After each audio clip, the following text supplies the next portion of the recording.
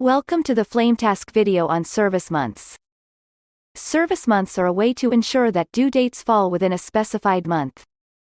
Who will make the most use of this feature are equipment service providers that have customers or sites that they go to every so many months. For example, if you went to a site to inspect all of the equipment in March, but one turned up in April to be inspected, you would want all of them to be inspected in March the following year.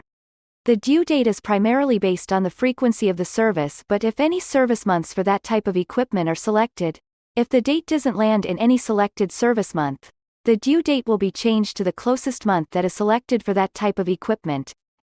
To select service months for a site, in the web system, click on the site, and scroll down in the Site Information pane, to Service Months.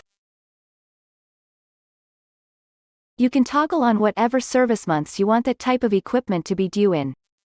In this case there is a service month category for equipment and another one for fire alarms. This is because there may be specialized skill required for different equipment. For this yearly inspection, you can see it was last done in January 2022. For a yearly inspection, it would normally come due to be inspected in January 2023, but because of the service months it is now due in May 2023. If no service months are selected for that type of equipment at all, it would have been due in January 2023 because service months wouldn't have had anything to do with setting the due date. Service month categories are defined in Settings, Equipment Types.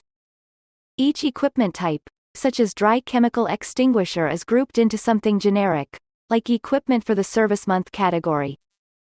Fire alarms and smoke detectors would be grouped into something like fire alarms.